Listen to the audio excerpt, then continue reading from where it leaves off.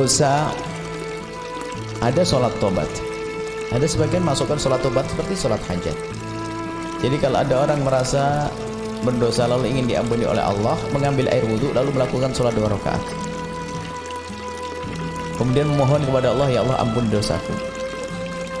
Jadi melakukan sholat 2 rakaat. Sebagian mengatakan ini namanya sholat tobat, sebagian yang mengingkari tidak ada namanya sholat tobat. Akan tetapi melakukan sholat hajat, yang hajatnya agar apa? Dosanya diampuni. Jadi melakukan sholat 2 rakaat. Yang jelas lakukan sholat 2 rakaat. Terserah diberi nama sholat tobat atau yang lainnya, nggak masalah. Makanya kita pun juga tidak perlu alergi kalau orang mengatakan sholat tobat, bolehlah diberi nama sholat tobat. Pada dasarnya seperti sholat hajat. Hajatnya agar Allah memberikan kepada kita apa? Pengampunan. Maka ambil air wudhu, sholat 2 rakaat, kemudian menandahkan tangan atau istighfar, ya Allah ampuni dosaku. Kapan itu? Ya kapan Anda merasa dosa, Anda harus nunggu dosa gede. Dan dosa itu akan menjadi gede karena 3 hal. Yang pertama ada Anda mengentengkan dosa tersebut, biarpun kecil jadi gede kok. Nah, dosa kecil gak apa-apa. Anda mengentengkan. Kalau Anda sudah mengentengkan dosa kecil, maka dosa kecil jadi gede. Yang kedua, kecil tapi terus menerus ngentengin karena dapat ilmu dari ustadznya. Ngelihat maklap aurat saklap, dosa kecil loh, kurang ajar namanya pada Allah. Akhirnya setiap hari nongkrong di Gardung, lihat kecil, setiap hari kecil jadi gede. Jadi dosa kecil yang kedua menjadi gede adalah dosa kecil menjadi gede adalah kalau kita terus menerus di dalam melakukan dosa kecil. Yang ketiga adalah akan menjadi gede karena pelakunya. Kalau seorang yang dia punya ilmu, orang ahli sholat, ahli kebaikan, dia melakukan dosa kecil, lihat jadi gede dong, dia tahu ilmunya kok ngelanggar, kan begitu. Maka dari hal ini orang-orang awam lebih enak.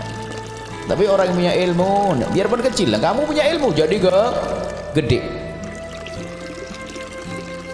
Contohnya saja dah, misalnya, mohon maaf, semoga Allah menjaga kita semuanya. Kalau ada anak-anak di pinggir jalan yang ini, kalau cowok-cowok ada perempuan dicolek, orang biasa saja kan, nggak terlalu banyak menoleh. Ada nyolek perempuan, ada perempuan lewat di dekat perutnya misalnya. Orang di pinggir jalan, rambutnya macam-macam. Anda memandang biasa. Tapi kalau ada seorang ustadz pakai imamah begini lalu di jalan colek begini, gimana kira-kira? Ayo, menjadi gede karena pelakunya tersebut. Makanya orang harus tahu, kalau dosa kecil bagi Anda tetap Anda anggap kecil, berarti Anda tidak besar, orang kecil Anda.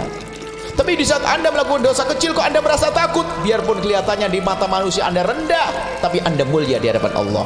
Makanya kalau orang menganggap dosa kecil-kecil terus, berarti Anda kecil di hadapan Allah. Dosa kecil nyesel, masa nunggu sholat tobat nunggu dosa gede. Tidak dosa gede tidak pernah sholat tobat nanti. Nggak begitu caranya. Nggak tahu dari mana itu. Jadi tetap saja cara bermohon ampun kepada Allah bermacam-macam caranya. Di antaranya dengan bersedekah, di antara dengan melakukan sholat, kemudian istighfar. Itu adalah cara agar diampuni dosa kita oleh Allah.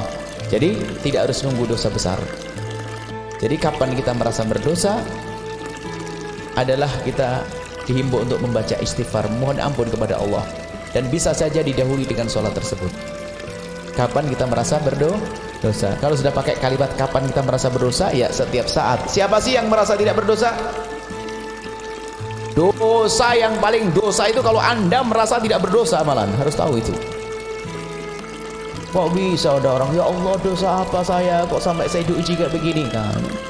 Dosa apa? Banyak dosamu, ngomong dosa apa ini? Gimana ini? Maka dosa yang paling dosa adalah di saat Anda tidak berdosa. Berarti harus sholat tadi, sholat istighfar yang banyak lagi. Semoga Allah mengampuni kita semua. Wallahu a'lam bishawab.